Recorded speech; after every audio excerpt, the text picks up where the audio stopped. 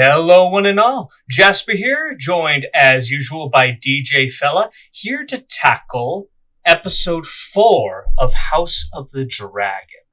Now, just to kind of start things off, maybe it's because my standards have been decreasing steadily as the series goes on, but I think that this episode was actually reasonably good. Not amazing by any stretch of the imagination, but I thought it was acceptable for me. I thought the dragon CGI was pretty good.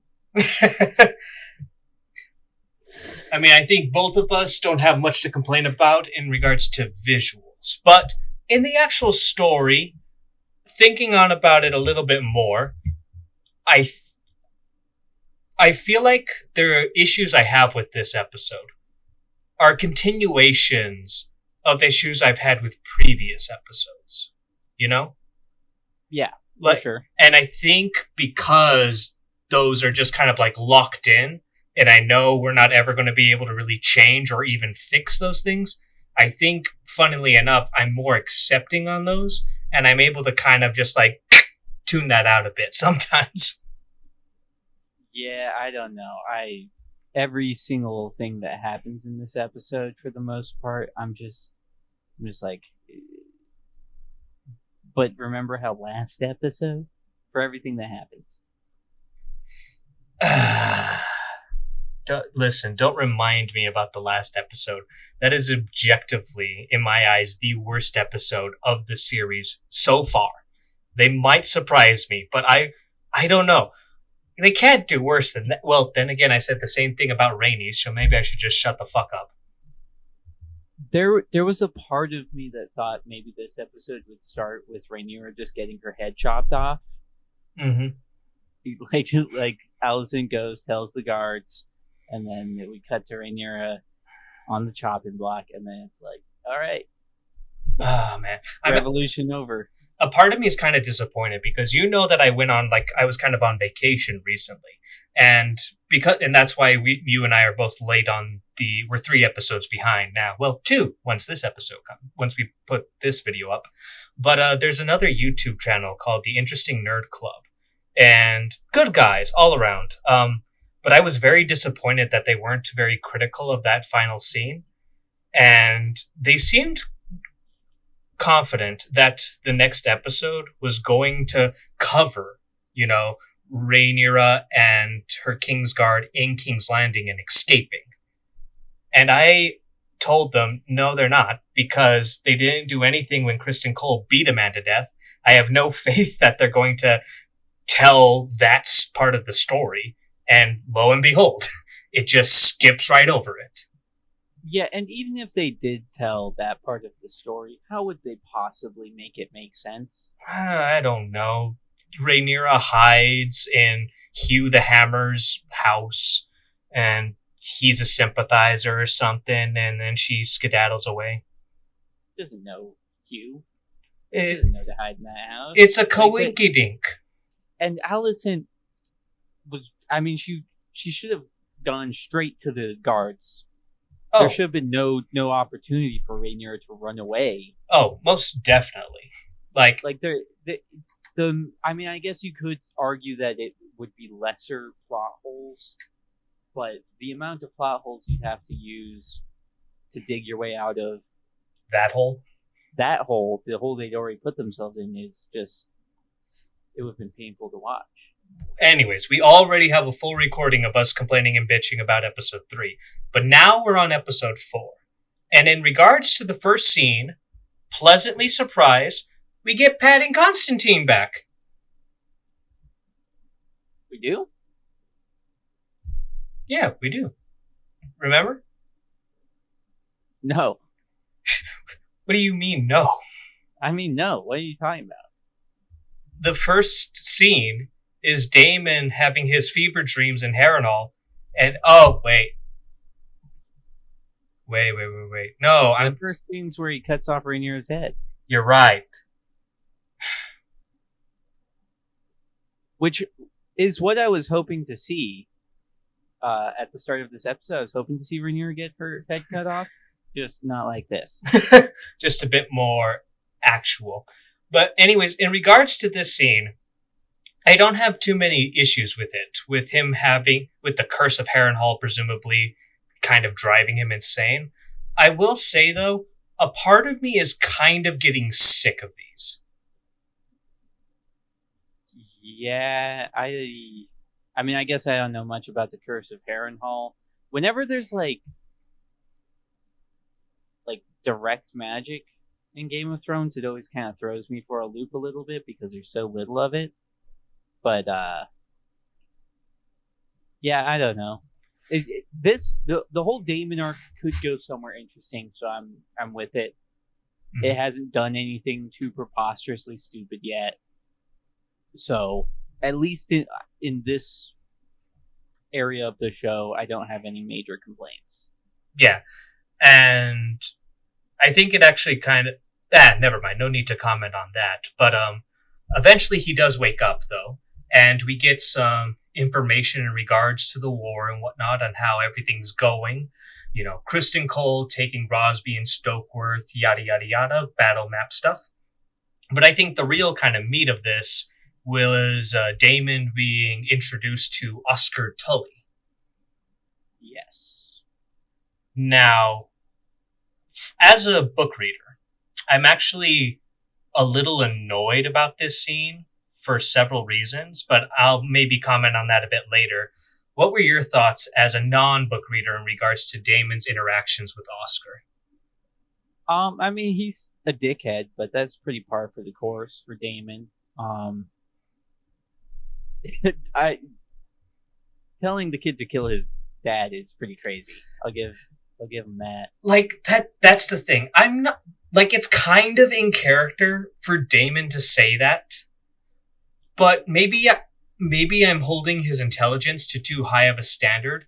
But telling the future acting lord to go smother his grandfather of one of the most powerful families in the Riverlands, especially when that family's motto is family, duty, honor, family being the most important thing to them, in a society where kinslaying is a massive taboo. It's just, Daemon, you're your own worst enemy. Yeah. Yeah, he's not the most... I mean, I feel like this is still in character for him, though. I don't know. It's still in character, but I find it a little bit frustrating that he's this incompetent with diplomacy. Yeah, it is frustrating. Like, I think Daemon can still be domineering and intimidating without asking someone to kill a member of their family, you know? Yeah, I don't know if domineering's the right word for him. Because it's not like he gets what he wants most of the time. I feel like domineering has like a certain connotation of competence, and Daemon hasn't really shown himself to be the most competent. Mm-hmm. I mean, that's a part of me wonders. A part of me honestly wonders, because something that I've been getting frustrated with pretty much a lot of the Black characters is the level of incompetency many of them have. And I can accept people making stupid choices, I feel. Like, my go-to example is Eddard Stark in the first season. Man makes some baffling choices, obviously, and it ends up with him dying. But it's like the show knows he's making the wrong choices. And so, like, I'm with the show on it when Eddard doesn't do the smart tactical things, even if they are dishonorable. But here, it's like the Blacks make bad choices. But I feel like a lot of the times the show doesn't think it's a bad choice, if that makes sense. Yeah, I get what you mean. And I think that there's a lot of that on all the sides. There's plenty of examples of characters doing something stupid and the show being like, that was pretty smart, right? And you're like, what? No, that was stupid as hell. You're right. Like, there is an example, Rhaenyra going to the capital. There are people who defend that. there are people with followings who defend that. Yeah. Anyways, but you are correct. I guess it is both sides to an extent, but I think it's much more egregious in regards to the blacks. Yeah, because especially like with the Greens, you have like Allison. You have Alicent, and then what's the king's name? Aegon? Is it Aegon? Yeah, Aegon. Like Aegon is a stupid character. Mm-hmm. Like he is a stupid person. So when he does stupid stuff, I don't feel like the show's trying to make me think he's actually smart. Mm-hmm. Whereas Alicent, when she does stupid stuff, I still feel like a lot of the times the show's being like, she's pretty clever. So it's an important distinction that writers need to really think about, how the character is acting and then how that action is supposed to be perceived by the audience. Mm-hmm. I feel like the show misses the mark a lot of the time.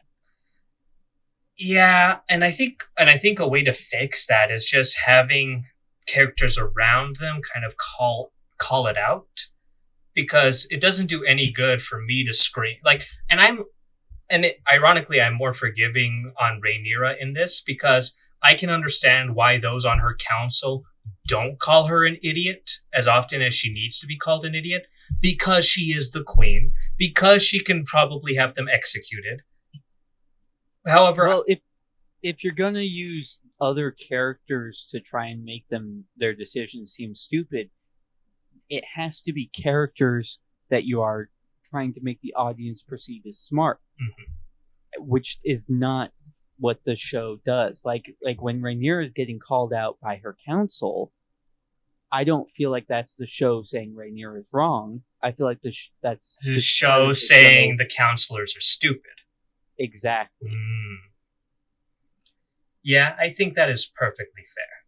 But with that, before we get too far ahead, just to kind of vent a little bit about Oscar Tully, I don't like the actor's fine. I wish he had red hair. The actor's fine, but I'm a little annoyed because us introducing Oscar as being the heir to Riverrun, it means we've lost two characters from the books.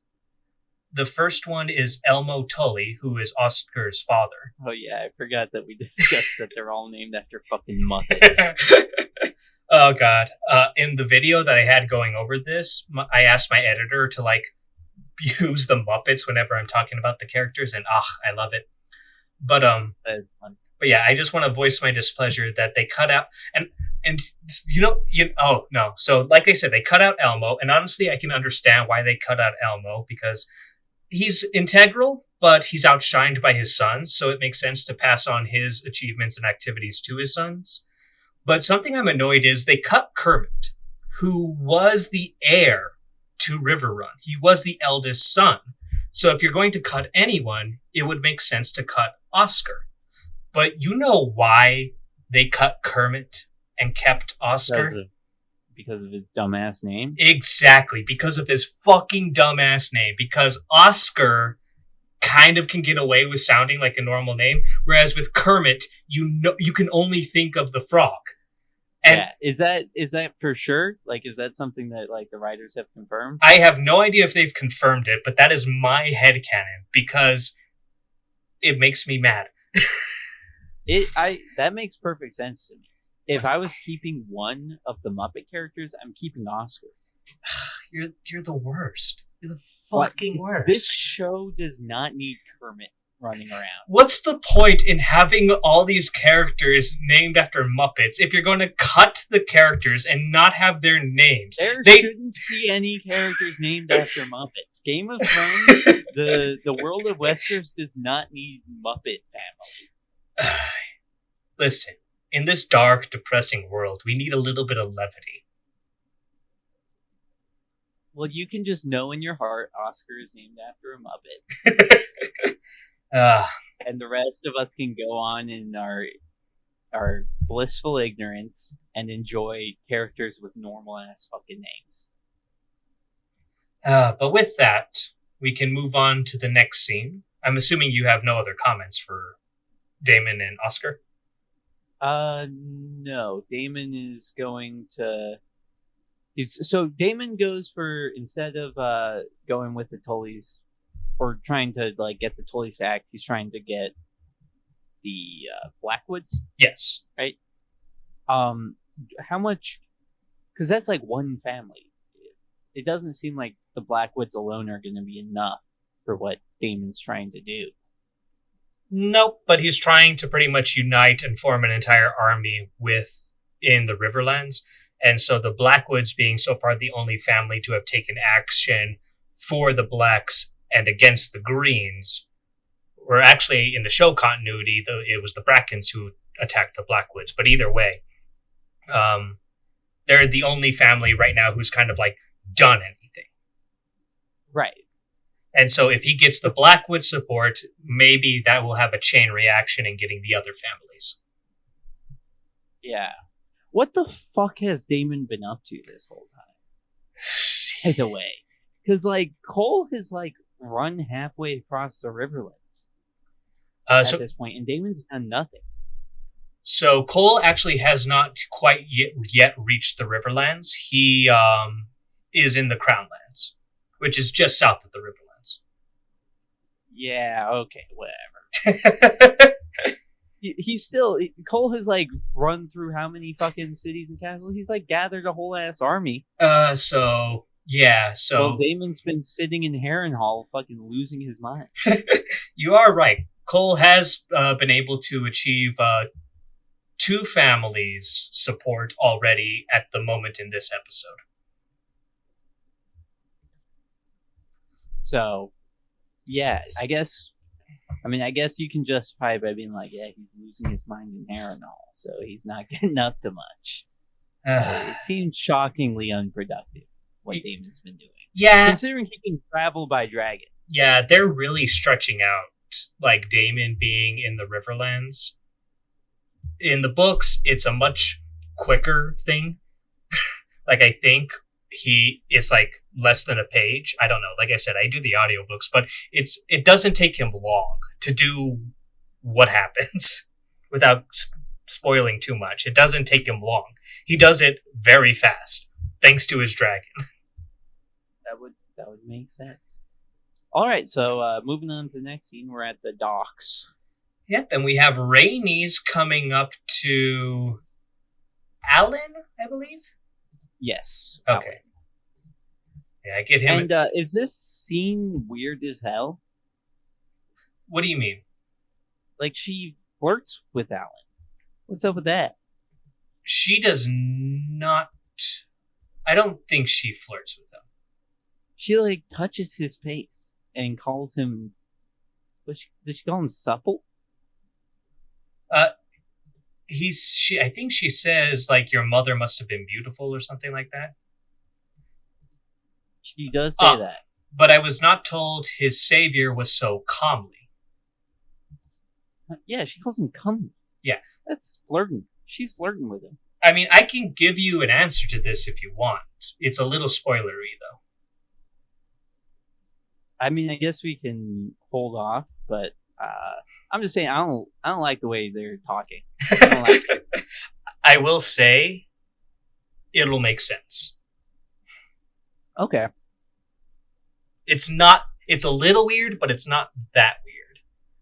But I think if you watch this scene slowly, you'll be able to connect the dots on why she says that.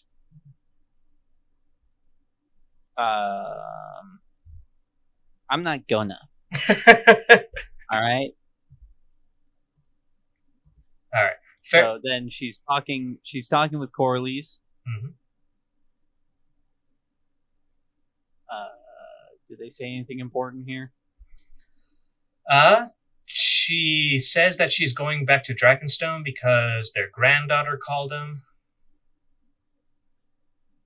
Oh yeah, because Rhaenyra's not doing her fucking job. She's busy fucking... God damn it, I hate that bitch. Yeah, and Corlys, like, shows his frustration, like, where the hell has she been? Yeah. But the annoying thing is Rhaenys defends this. Like... Yeah, Rhaenys is her little fucking yes man. Still, which doesn't make any sense to me. yeah, still, where has that woman gone? And Rainey's response is, I suspect to try and draw us all back from the abyss. Just fuck off, Rainey's. You're so far past the abyss.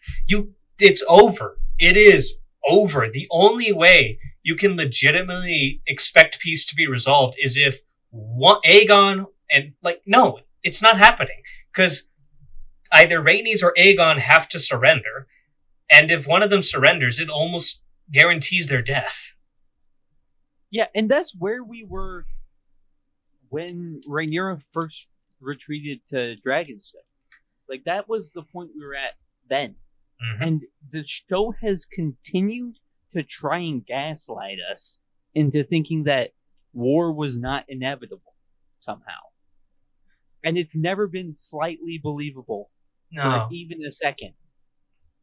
Or has always pretty much been guaranteed. Yeah, it's like, fucking just stop. Stop it with the bullshit. Speaking of bullshit, though, the next scene we have Alicent receiving some moon tea. And do you know what... And she pretty much says that she's giving it to someone else. Do you know what moon tea is? I'll be honest, when I first watched the scene, I didn't really think about it too much, but something about the way you said things just now made it painfully obvious to me. It is a Plan B type situation. Yep, it's abortion juice. Yeah. So, presumably Cole's kid. I mean, that's the only one we've seen her writing. But anyways, I mean, this is one of the scenes where obviously I do not like it at all, but I'm just beating a dead horse with why I don't like this. I just do not like the relationship, the idea of Alicent and Cole having a relationship. I don't think there's been any development in that. It's just, yeah. And this has not helped convince me in any shape or form. Yeah. Yeah. I've grown to hate everything involving Alicent and Cole. I mean, it's pretty easy to do. But, anyways, we go back to Dragonstone, and we got a little small council meeting. You know how much we love those. You know what? I don't hate them that much compared to some of the other stuff they're doing. Yeah, I mean, at least he's taking some proper action. Right. We have everyone kind of talking. There was a little moment where I think his name is Sir Alan, tells Bela, you should have burned them when you had the chance. Which, I just want to say, I fucking said that in that episode too. But then, and this is what you're talking about. Like, that's a legitimate thing to criticize her for. And we know it is because she doesn't have a good answer. Had she said he was already in the trees, had I done anything, it would have set the Riverlands ablaze and turned them against us, or some shit like that. Like, okay, fine. But no, all she does is perhaps you can when you ride your dragon. It's just like... Yeah, she girl bosses on him. I need to stop. I think I need to stop doing these with you because you do like, and it's partly because of you, but like actually talking about these scenes instead of just kind of blasting through it, it's frustrating. It's becoming frustrating for me. I mean, that's how I feel when I watch the episodes. When I'm watching these episodes, I'm going crazy. I'm losing my mind. But more military, more mumbo jumbo, moving positions, all that good stuff. But also, God damn it, dude, the council is right. The council says the correct things, and the show just brushes them off. Like the universe just goes, no, you're stupid. You're a white dude. You're some white dude. Get the fuck out of here. You can't be correct. We have women in charge here. I'm sick of it. This show is... Oh yeah, we have a black man to come silence you. We got Corlys Valerion showing up to shut things down. Which, admittedly, I was a little relieved when Corley showed up. I was like, finally, someone who isn't just like Rhaenyra or Rhaenys is just Rhaenyra's yes man, though he's not that. But then he's also a character that's allowed to be correct. That's what we need these days. We need characters who are allowed to be correct to show up to scenes. I mean, the thing is, he's not as correct as the council itself. He's just more often correct than any of these bitches. Right, yeah, he's still slightly wrong because he can't be 100% on board with the council, because the council has to be wrong. But anyways, with that scene, we get to see Kristen and the aftermath of the siege of Duskendale. That's the name of the castle. Had to double check that. And so I don't think there's a whole lot to comment on this scene. I think overall, though, it's a good scene. It updates us on what Kristen and Gawain, I think that's his name, the Hightower, what they're up to and where their position is on the map as well. I definitely prefer these kinds of updates in regards to the war instead of just more small talk chit chatter. For sure. And I will say this episode really gave me a better appreciation for Gawain. He really mans up this episode. Right. I mean, granted, this is the second episode he's been in now, so... Yeah, last episode, he was such a sniveling, whiny bitch. And then this episode, he's, very much the voice of reason, it feels like. I think so. I mean, technically, once we get to that moment, he's kind of wrong, but that's just because he doesn't have all the information. Yeah, that's just because Cole's keeping secrets. He's being sneaky about things. But I will say, it's kind of nice to have an episode with Cole in it where I really don't hate him. Yeah. Is it just me, or is the way he chops off that dude's head kind of weird? I don't think it would be that easy. Well, there's that, but that they always chop it off easy. I just mean his form swinging the sword. Yeah, you're right. It's kind of stilted. Yeah, it just looks uncomfortable the way he swings it. I don't know. It's like he lifts his arms up. Yeah, but his arms are like stationary. And he just uses his body to swing the sword. Yeah. You are not wrong. I think there is some awkward direction there. Yeah. No big deal, though. We can move along. Mm-hmm. All right. We have the small council over in King's Landing now. And personally, I immensely enjoy the small council meetings at King's Landing compared to Dragonstone. Yeah, at least because the council members are actual characters here. Mm-hmm. Most of the council members at Dragonstone are just council members. It's like a monogamous. They're just part of the council thing. Yeah, at least we know most of these characters' names.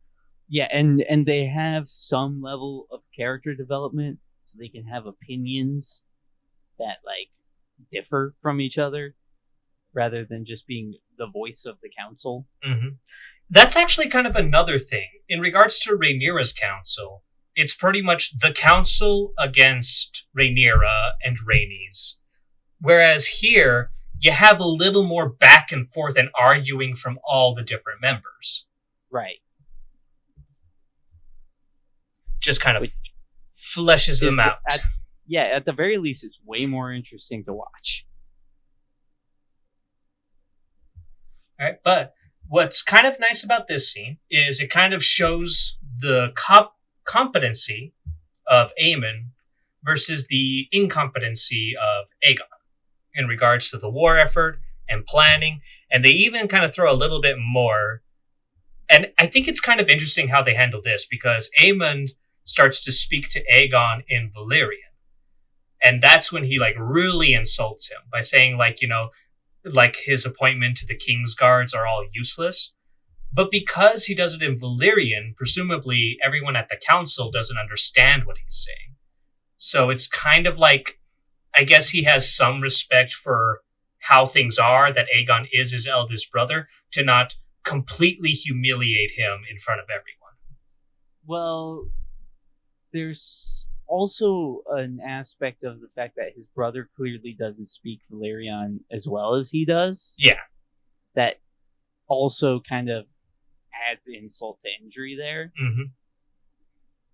So yeah, it's a really good.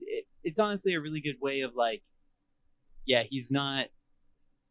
he is directly insulting his brother, and everybody knows he's directly insulting his brother, but the way he did it lends some plausible deniability. I mean, this is a good scene, and let me double check what the actor's name is. Because the actor for Aegon, Tom Glynn, I really do like him. He really is, for me, becoming, Viserys from the previous season. Like, he's not a good guy by any means, but of all the characters on the show, I find myself just mostly more interested in him than anyone else. And that's Aemond or Aegon? Aegon. Aemond is also really good, but I don't know. There's something about Aemond that doesn't quite click as well with me as Aegon. Yeah, I do feel like I haven't liked Aegon as much as I did in the first episode. You're right. But again, I think a lot of Aegon's success in these episodes is the lack of success from everyone else. For sure. Next, we have a scene with Alicent. Oh, right. This is the scene between her and Larry's. I completely forgot about this one, honestly. Yeah, I'll be honest. I think I got distracted playing with my kittens during this scene a little bit. Just petting some pussy. All right, let's calm down. All right. So pretty much. Am I gonna have to like kind of skip around to remember what this is? I remember. Yeah, what do they even discuss?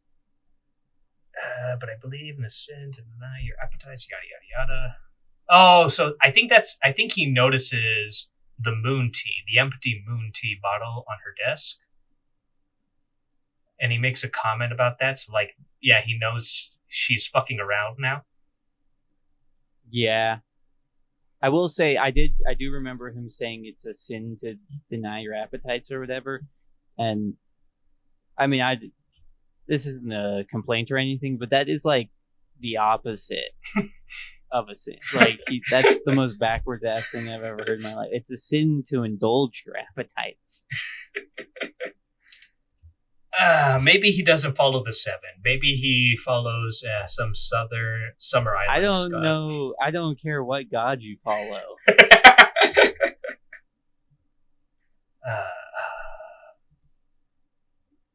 Must worry. So I guess this is him just kind of confirming. Like, I think this is the show's way of telling us Larry's knows what Alicent has been doing with Cole. He makes the comment about the moon tea. He then talks about Kristen Cole being off in danger, winning glory, and then changes it to, you must be so worried about him. Yeah. I mean, I guess I thought we all assumed everybody knew. But maybe not. I mean, I didn't feel like they were doing that good a job of hiding it. They weren't the sneakiest about it, but at least we know that Larry. I guess it's a bit more secretive than one might assume. Yeah, I guess Alicent's autistic daughter is pretty good at keeping secrets. All right.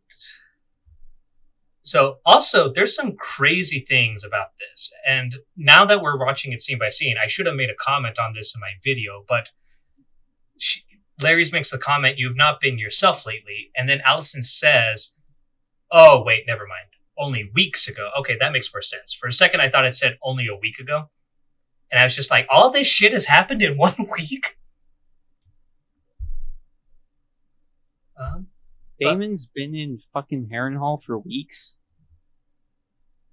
Let's keep in mind, probably, because he went to Harrenhal, I want to say, on like the third episode? Or was it the second? No. I feel like the scene where he goes to Harrenhal happens before the scene where Cole leaves, but maybe not. It does. It does. It does? Fairly confident it does. But I think both of those are on the same episode. Anyways, I guess the final thing to kind of comment on is pretty much it confirms that Alicent, I think, believes now that she misunderstood what Viserys said. But now she's just, sticking with it. Yeah. Yeah, which that was another thing that bugged me about that scene is that scene like does the thing that the show has done like a dozen times at this point, where it makes it look like Alicent is finally fucking committed to her cause. She's fully given up on Rhaenyra, she's fully ready to go to war, and she's fully ready to kill whoever needs to be killed to save her children. But it just rings so empty for me after they've done that shit and had her flip-flop back and forth so many times. Yeah, and I'll be honest, it rings extra hollow because two things. Like you said, she flips-flop back and forth so many times. This change needed to happen in the first season when Aemon lost his eye. That's when we needed the more hardcore, ruthless Alicent to really start coming out. Mm-hmm. But no, we can't have that because Alicent has to be a victim the entire show. Yeah, and it also rings hollow because she literally just let Rhaenyra walk out of the fucking castle. And it also rings hollow because, like, one of the kind of motivations I feel she should have is for the safety of her children. But she's a terrible mother. Yeah, they do that. They make it so her children are like her primary motivation for everything she's done. But then they just show her being the worst mother on the planet. Oh, I see my son crying at the loss of his child. What should I do? Get that coal dick. Oh, Jesus Christ. We need to stop doing these episodes because if you don't think about the show at all, it can be like some fun spectacle. No. I don't know. This is good for us. It's good to keep our mind sharp. Yeah. We got to avoid becoming consumers. Yeah. Anyways, we're back at Harrenhal. We get another Daemon hallucination scene where he thinks he sees Aemond walking around. Oh, was that supposed to be Aemond? Yeah, that was definitely supposed to be Aemond. Yeah, you're right. Fair enough. All right, and then I think this is where he comes across... what's her name?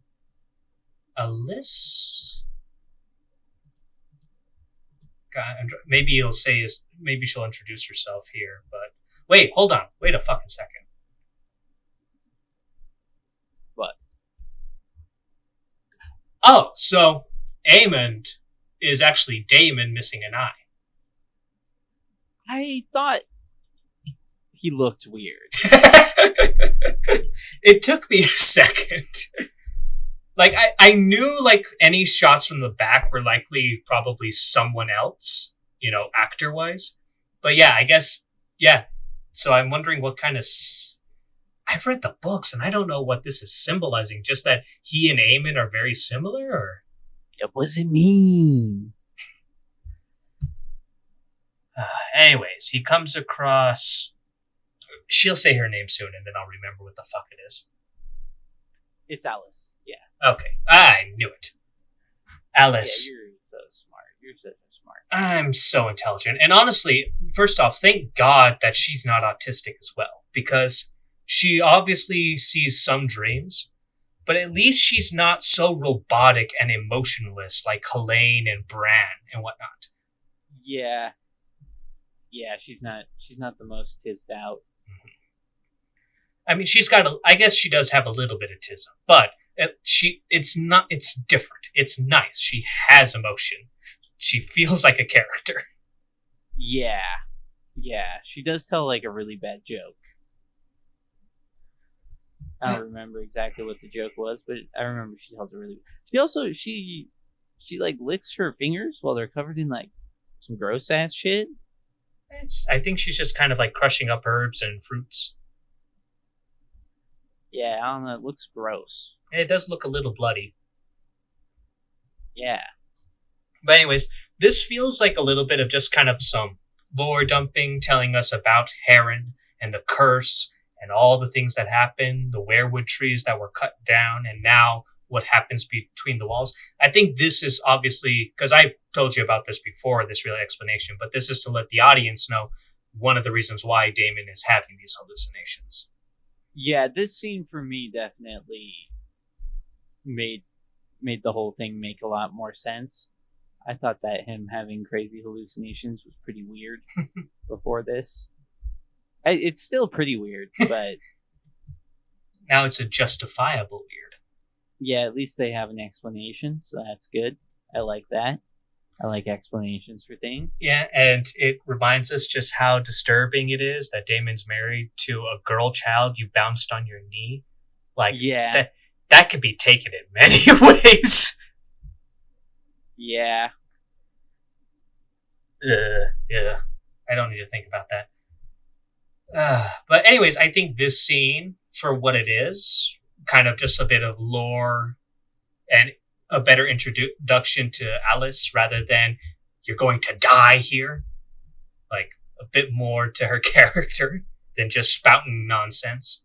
Yeah, which I still don't really understand what happened during that first scene she appears in, because she like shows up and then, but that's when he's at the fake imaginary weirwood tree.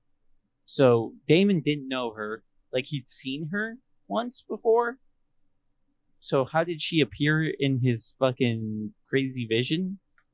I mean, it's hard to tell when it's a vision and when it's him, because obviously, even when it's a vision, he can sometimes like get up and move from place to place. Yeah. So kind of like sleepwalking. Yeah. So you're just standing in an open courtyard. It's whatever.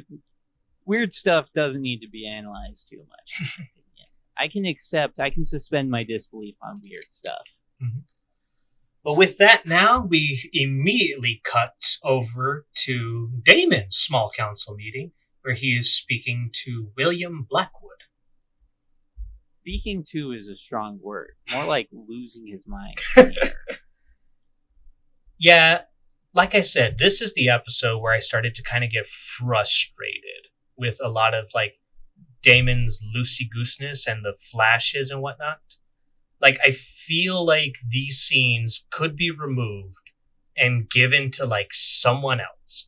Like, you know who I would like to see a little bit more of? Jace. I think we need more scenes with Jace. Jace would be good, especially since he was probably my favorite character this episode. Yeah, Jace is getting up there. He's not very infuriating, especially since he was the only one to fucking call out Rhaenyra. Yeah, he went in. He went in on his mom. But yeah, this scene was just really uncomfortable for me, which I guess is on purpose.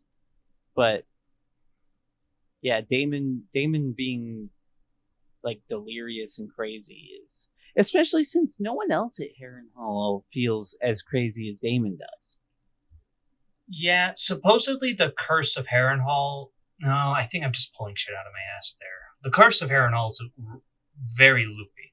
Like, it's really hard to narrow down like what it actually is. It might be different from person to person, who it affects. I think supposedly it's supposed to only affect like the Lord of Harrenhal, ironically enough. So whoever's kind of like put in charge or who's the head. So once Damon took over, he was officially like the head of Harrenhal. Okay, I can see that. Which might be why Larry's decided to keep the fuck out of it. Yeah, maybe so. So now back over to King's Landing again. And we have obviously everyone kind of talking about the politics, what needs to go here, what happens here, yada yada yada yada yada. But clearly, we see frustration from Aegon, as he seems like, as he says, no one's listening to what he says. Mm-hmm. And I think it's okay. Like, it's not groundbreaking by any means, but I think it's a good scene. I don't think I have anything super serious to comment on or disagree with. It does feel like it's a little bit weak as like the straw that breaks the camel's back on him going and getting drunk and then eventually riding his dragon into battle. Well, I don't think I don't think this is the straw that breaks the camel's back. You think? Oh, well, I guess Allison talking shit. Yeah, Jeff. Also kind of does that. I will say though, after the scene with Aegon and Daemon, did we need this particular scene? Probably not. Yeah, it might be a little bit redundant. Yeah, but again, and then we have this fucking scene: Aegon and Alicent proving she is the worst fucking mother ever. I think she's worse than Cersei. Cersei, I don't know. Did anyone ever accuse Cersei of being a bad mom? Well, Cersei raised Joffrey. She raised Joffrey. But at least Cersei also had Tommen and Myrcella, who were pretty decent.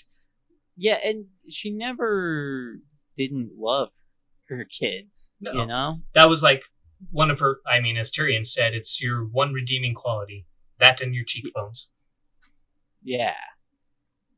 Whereas Alicent, yeah, the character motivations demands that she loves her kids, but the way she acts does not show that she cares about her kids at all. In the hopes that, oh God, fuck you, Alicent, just... Yeah, she really goes in on him here. Like, her kid is clearly, like, distressed and concerned, and it's like, yes, he's being a dumbass, and he's being immature, and all that stuff, but is this the talk that you think is going to set him straight? And I get, like, probably a part of her motivation is that he removed Otto as Hand of the King. But that still doesn't justify it to me, because if Alicent thinks this is the thing to do, then she's an idiot. Yeah. Which, what else is new, you know? Oh, God. Which I did want to fucking cunt punt her when she said you should be humbly seeking our, what did she say, our advice. Our opinions and counsel. Like Alicent, not yours. She has not said one intelligent thing throughout this. Like he should be humbly seeking like Larys and Jasper and probably Otto's counsel, but not yours. Don't use the royal hour there. There. Use the word there. That is what you want, Alicent. Yeah. Alrighty. So we're over at Rook's Rest now as everyone's getting prepared for the siege. And we have the kind of little back and forth between Gawain and Cole, where Gawain says, "Are you stupid? We can't attack now. It'll just be a massacre. It's fucking madness." And of course... we'll get dragged. Yeah. But, Kristen's, he's got his big plan. He's got, bit of sneakiness. Yeah, which, to be fair to Gawain, Cole's plan still does demand that they get attacked by a dragon for a not unsubstantial amount of time before reinforcements arrive. To be fair, if you just kind of stay in the trees, which apparently dragons can't do anything about trees, you're safe. Yeah, that is true. Trees are dragon-proof. I forgot about that. But anyways, overall, I think it's a good scene. I think, like, both characters, knowing what we know is to come, like, it makes sense why they're saying that. Yeah.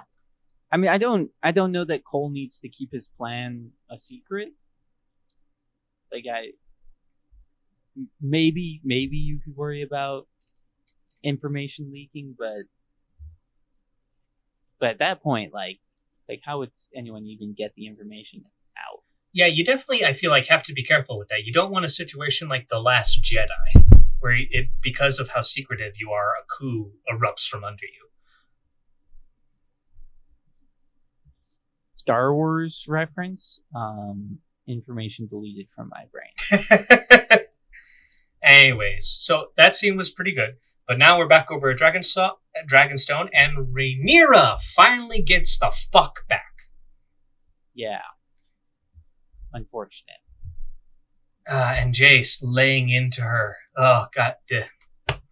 You know, I was a bit iffy because he's a filthy bastard, but to support the war that your vassals have been fighting in your absence, your grace, with every drop of venom, was beautiful. Yeah. Yeah, he's extremely base during this whole interaction. And Rhaenyra doesn't seem to consider what she did stupid. At all. It's just baffling. Yeah. Jace. She should be embarrassed to confess that she went to fucking King's Landing. To talk crazy. To Alicent to see if peace can be received. Yeah, that's insane. Yeah, Jace asks a fucking good question. To what possible end could you have gone to King's Landing? God. To meet with Queen Alicent. Oh, God. He should have kept going. He says you could have been taken or slain, which, yes. But you should have continued on. That still doesn't make any fucking sense. And her response is completely idiotic. I inherited 80 years of peace from my father. That doesn't defute what he said, you stupid broad. No, it doesn't.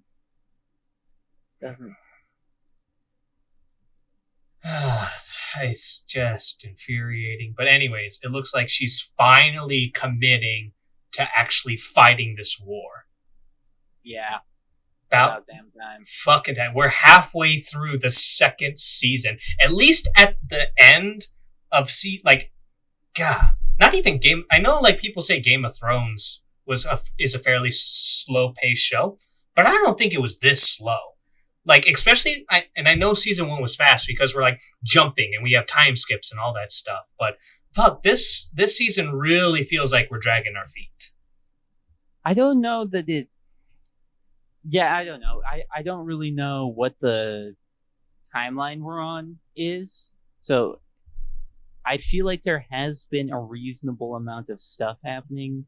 There are certain things that feel unnecessarily slow, like Harrenhal has been really slow. Like, it's 2 full episodes of nothing really happening at Harrenhal seems a little bit much. Mm-hmm. But then the other things like Cole's conquest of the Kingslands and stuff, like, that felt like it happened pretty quick. So I don't know. I don't know what the pacing is. To be fair, 2 of the castles, the first 2 castles he quote-unquote took, were done without siege. He pretty much showed up with an army and the castles surrendered immediately. Duskendale and now Rosby are the only, like, actual battles. And I don't know if the show really explained it. I don't think it does. But in the books, he took Duskendale completely by surprise. So it was a very swift and decisive battle. Yeah, but I'm not even really necessarily talking about the realistic speed of things, but more just the plot speed. Mm-hmm. Like how much plot development is happening in each episode. Yeah, I gotta say, though, when Rhaenyra said that she'd be the one to go to Rosby, I was praying they would let her. Yeah. Well, you knew what was going to happen. I knew exactly what was going to happen. I knew she wasn't going to go, but I wanted her to go so much. Yeah, I was... Yeah. It would... Whatever. God, fuck that bitch.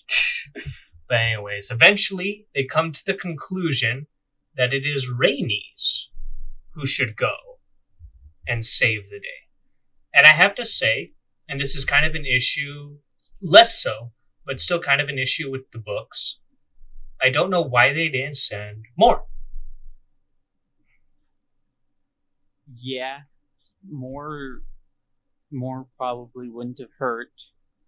I mean, I guess they do think that there's a chance that a conflict of dragons arises. Mm-hmm.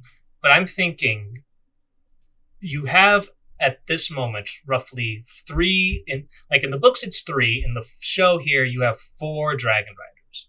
You have Rhaenys, you have Rhaenyra, you have Jace, and you have Baela. Mm-hmm. Those 4 dragon riders, maybe could be Vhagar? Maybe, yeah. That's a fair point. Because the thing is with Vhagar's such a, it's hard to top Vhagar. Because specifically in the books, it does say that when Rhaenys was facing both Sunfire and Vhagar, it stated that had she been facing just Vhagar, there was a chance that she could claim victory. But against both, it was impossible. So if all 4 of them had gone, who knows? Might have changed some things. Yeah. It's possible. Mm-hmm. And then, now we're kind of really starting to build up to the big action scene. As we see Aegon getting drunk, and we see Rhaenys kind of getting ready to set off. Back and forth. And of course, we also, in between those two, we have Rhaenyra telling Jace about the stupid-ass prophecy. Yeah, which when Jace first walks up to her, and she like puts her hand on his face, the look she gives him bugs me. It bothers me. But that's her baby boy. But I don't like the look on her face. What is that look? I don't like it. It's like, I think it's kind of like a sweet summer child thing, like, if only you knew, and she's about to tell him what she knows. I don't know. It's got like a weird smug aura to it. Oh, that's because she knows the prophecy, DJ. Either way, it bothers me to my core. Yeah. But anyways, as we see Aegon and Rhaenys getting ready, and we finally get to see Sunfire in its golden glory. If only we got to see him at the coronation. But the back and forth, and then we have the Battle of Rook's Rest. I think I said Rosby last time. I meant Rook's Rest, unless this is Rosby. But anyways. I think it's Rook's Rest. That sounds more correct to me. I believe you are correct. It is Rook's Rest. And so a couple of things. I'd like to say I really like how we see a bunch of different sigils in this battle. And it's all from the houses that have been mentioned so far. We see House Darkland, their shields and whatnot. We see House Stokeworth. We see all these smaller families. Something that kind of bugged me in the original Game of Thrones was how it was pretty much like, here's all the Starks. So, here's the Stark army. So here's everyone in Stark sigils and whatnot. Here's the Lannisters, and they all have lines everywhere. It's nice to see the smaller nobility having their kind of show. Okay, nerd. But also, I will say, though, those battering rams are fucking disgusting. What do you mean? Look at them. Look at them and how they're built. You wouldn't be able to bash open a barn door, let alone a castle gate. Look at it. It's just a log on a cart. There's no way to, swing it back and hit against the gate. And also, there's no protection. There is for sure no protection. I mean, but they were hastily made. We saw them cutting down the tree. I don't care. Those are less than useless. They are a hindrance. I don't think they're less than useless. No. You could roll it. You roll it into a door. That's assuming. The only way you would be able to roll it down and hit with enough force is if you are going like downhill towards the door. Because No. if you're on an incline, you're not going to be able to push it fast enough to break down a gate. Not with that attitude. Shut the fuck up. I mean, they're definitely not the most well-engineered pieces of siege machinery I've ever seen. That's because But- an engineer didn't build that. Somebody saw a picture of a ram and thought, "Hey, this is good enough. Just put a log on a cart. Same thing." Yeah. And- Kind of. Anyways, It is kind of the same thing. no, it's not. Shut up. I need to find a new So- co-host. So a dragon shows up, and Cole sends out the dragon signal. Mm-hmm. Which is flaming arrows, which, no, I find it unlikely. Like, why would you do, like, first off, flaming arrows are not going to be that visible. No. Not at all. And also, arrows in the middle of a battle?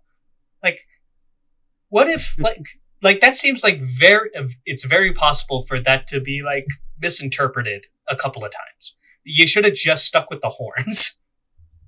Yeah, and yeah, what purpose are the arrows aren't more visible than a dragon? You know what I mean? Like, if you can see the arrows, you've for sure already seen the dragon. Like, just wait till you see the dragon, then blow the fucking horn. Yeah. Anyways, so now we have Rhaenys on Melees, I believe that's the dragon's name, just wrecking everything. Also, I'm starting to kind of realize Vhagar, despite its size, is the sneakiest fucking dragon. Yeah, that bothered me. That bothered me how sneaky. Apparently, Vhagar is just fucking. He can fly low and slow and quiet for some reason. But anyways, we start to see Aemon prepare to get up and go off, but then Aegon arrives. And in response, Aemon tells Vhagar to wait. Which is, to me, is clearly like he's hoping his brother dies. yeah, pretty much. I will also say, though, what are the odds that Rhaenys on Melees and Aegon on Sunfire would arrive at Rook's Rest at almost the exact same time? Pretty low. Incredibly low. I would say that's a pretty low chance there. Also, I haven't commented on it yet, but Aegon's armor, like specifically the helmet, it looks off, right? It doesn't look good. I didn't notice anything about it being too. I mean, it's fantasy armor. I don't know. The helmet's a little goofy. Anyway, so Cole sees Aegon showing up, and he acts as quickly as he can. Like, obviously he doesn't want this, but he kind of tries to twist it to help the morale of the men. Mm-hmm. Yeah, Cole's response is pretty good. I briefly was like, oh yeah, I once liked this character. Hey, he's coming back now. He's doing good. He's coming off as competent and not a dumbass. Yeah.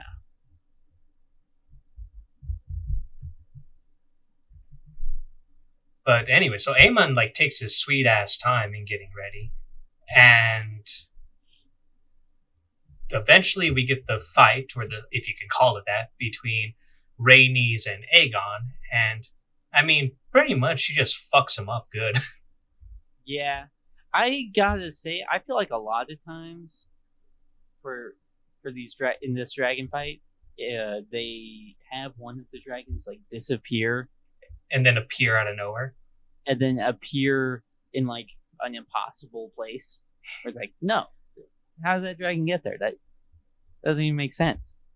How did Rhaenys' dragon fly under a... God damn it, these names. Fly under Aegon's dragon and then also turn around and then catch back up and then come back up.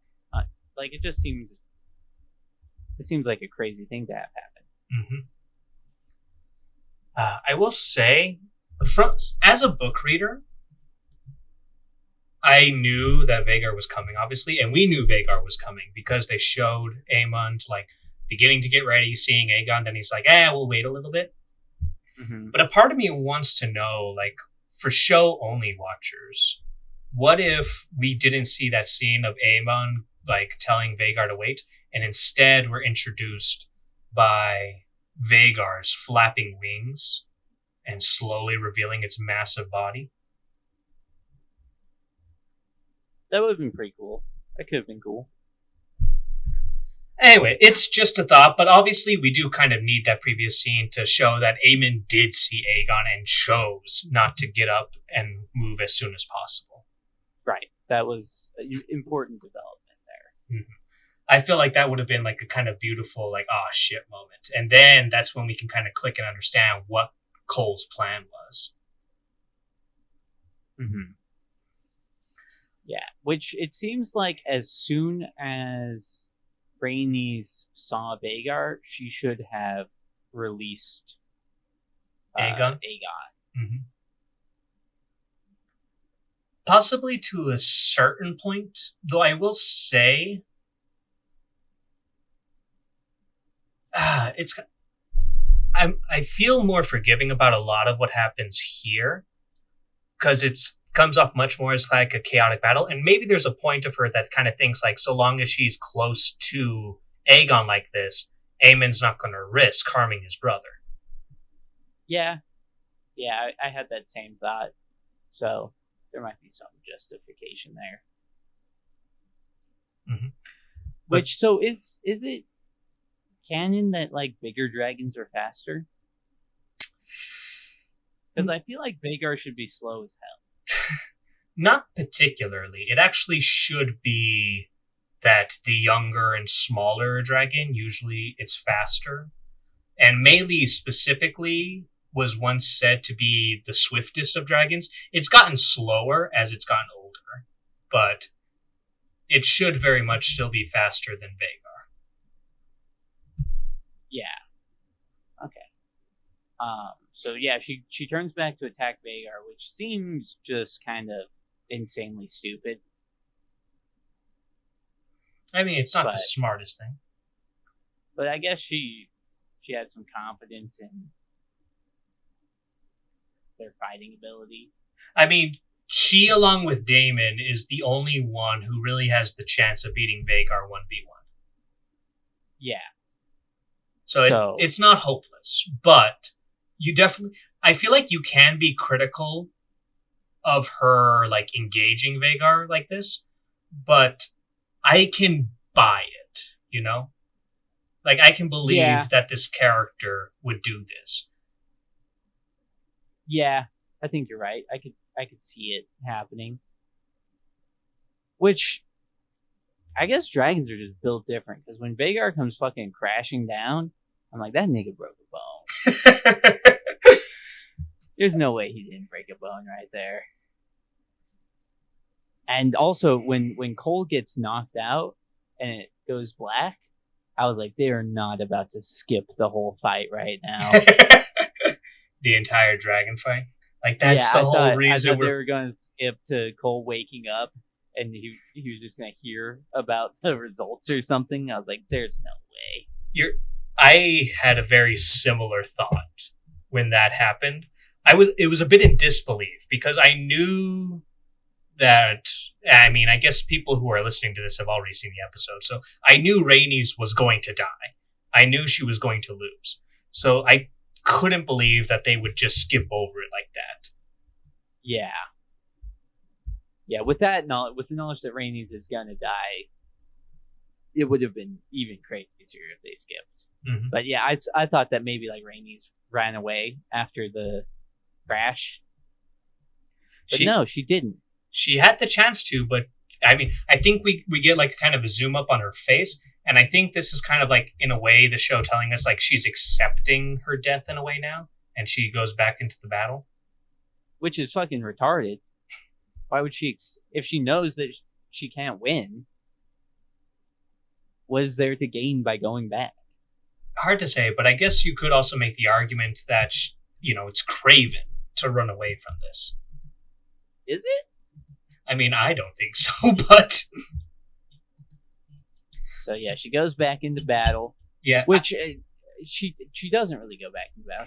She flies back over the battlefield, and somehow the biggest dragon on the goddamn planet has disappeared. It hid behind the castle and then just popped up. Yeah, managed to time flying back up from out of the castle perfectly. Yeah. Perfectly timed that maneuver. That's a bit off. I feel like this could have been done a little bit better. Because also, technically by flying towards the castle, and she's kind of like flies over it before Vhagar gets her, you could make the argument that actually maybe she was trying to get back to Dragonstone. I don't think that's what the intentions were, but I think that's possible. I think they probably could have maybe hinted at this a little bit differently. Like maybe she looks at her dragon and maybe its wings are a bit injured or something, so she doesn't think that she would make it to Dragonstone, and so confides in herself to fight. And I wish her death felt less like a surprise attack. I think it would have been better had this kind of happened in a bit more of a, for lack of a better term, a proper fight. Yeah. Yeah, it just felt cheap. Because they kind of did the same thing when Vhagar killed, what's his face? Luke. Like, where they just kind of, I feel like they just have Vhagar appear out of nowhere. It's like, this is the biggest dragon ever. It's not appearing out of nowhere. Yeah, but I guess, with age comes experience, and Vhagar's a sneaky motherfucker. Yeah, I guess Vhagar's just crazy sneaky. His max sneak. But anyways, as we see Rhaenys plummet to the ground and die being crushed by the dragon, Cole comes to and begins to make his way over to where Aegon fell. Right. Which Cole coming to is really well done scene. Mm-hmm. It's showing the carnage. And so, do you think Aemond was about to kill Aegon? I don't know. Well, so I guess my question was, no, because he's moving his sword, in my opinion, as if he was going to sheath it. Because, like, he draws it back in a weird way. Like, that's not, like, going in for an attack or stab. And then he sheaths it in one smooth motion without having to adjust. Yeah. I think the show's kind of hinting at it, or, like, trying to make it ambiguous one way or another. And I think you're correct. Because we have to remember that Aemond was still kind of horrified when he accidentally killed Luke. Even though, like, Aegon's a bit of a dick to him and whatnot, and he thinks he would be a better ruler than Aegon, I don't think he's quite at the level where he would, like, really intentionally kill Aegon. I think in some sort of twisted way, he could justify had he accidentally killed Aegon with the fire attack. But I like the ambiguity. Like, there's different ways people could kind of look at this one way or another. Mm-hmm. But so I guess I wasn't even sure at the end of this episode if Aegon lived, if he was alive.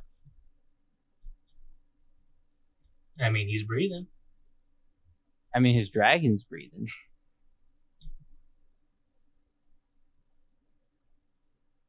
But, like, Cole's reaction to me almost seemed like Aegon was dead.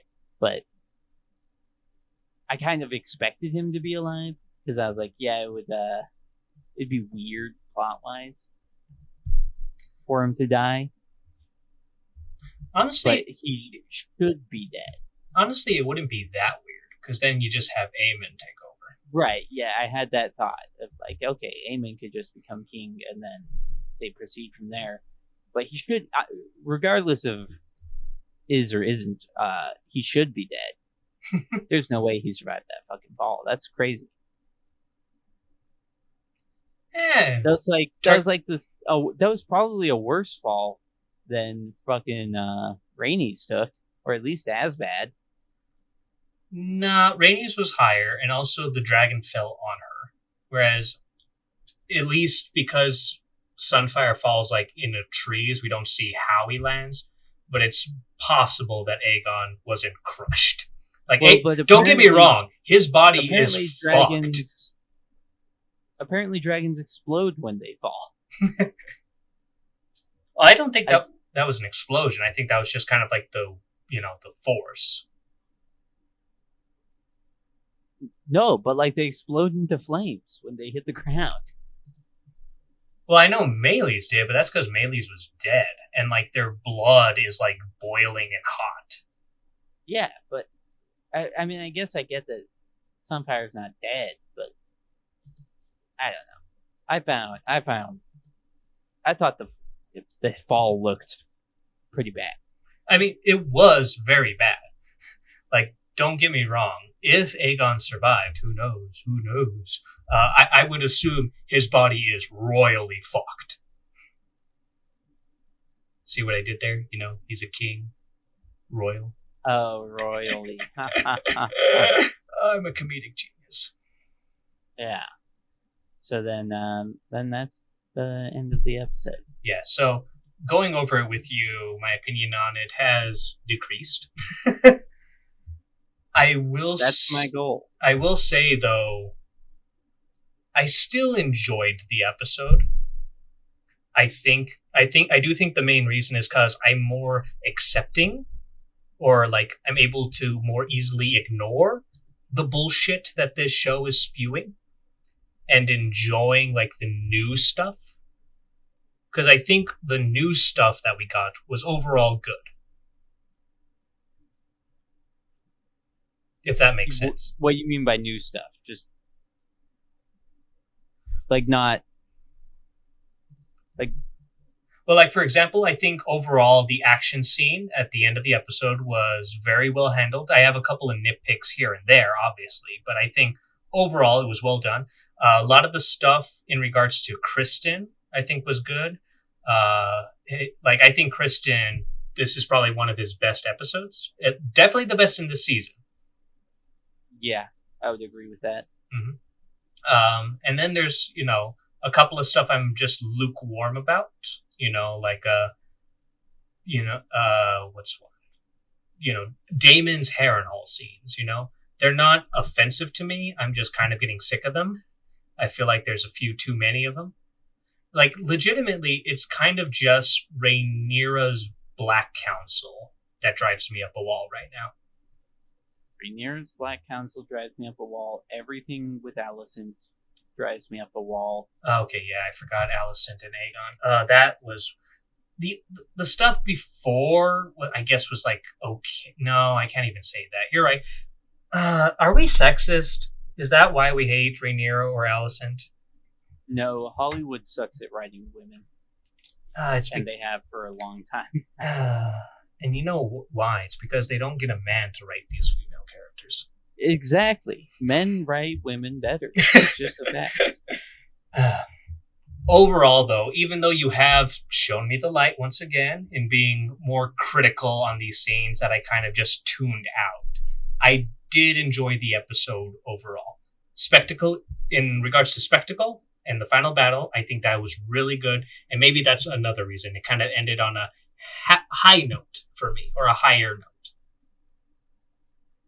Yeah, I think after episode 3, I might be enabled to ever enjoy this show again. But hey, you're halfway done. Just 4 more episodes. This an 8-episode season? I think so. Because I think... So, okay, so actually the first season had 10 episodes. Right. House of the Dragon, season 2. So it says 8 when I Google it, and Google's never wrong. Yeah, that sounds right. Yeah. So I'm getting flashbacks now, because I remember there were some issues with Game of Thrones when they started cutting episodes. Yeah, but I mean this isn't going to be the last season, so I mean, I assume. I don't know. Maybe season 3, it's only 6, and then in season 4, it's 4. I'm starting to get more worried. I'm not worried at all. They can't crash and burn. You're right. It's hard. You see, with Game of Thrones, it was such a tragedy because it was such a high bar that they leapt off. Here, we're in the kiddie pool. Right. Yeah, you can splash around as much as you want in the kiddie pool, and generally speaking, I just won't pay attention unless I'm doing a podcast with a friend. In which case, I guess I'll just watch in disgust as you splash around in the kiddie pool. In the dirty, dirty water. But anyways, I think I pretty much laid my general thoughts out. Is there anything you'd like to say before we close out? Fuck Rhaenyra. I think more and more people are in agreement with that. And I will just say this. You're going to have so much fun with the next few episodes. Yay. Alrighty. But as always, DJ Fella, it's a pleasure to have you and bounce thoughts off of you one way or another. And to everyone who made it this far, thank you so much for listening. Make sure to like and subscribe if you don't want to miss any of our future episodes and podcasts. And until then, be safe, and I hope you all have a wonderful night.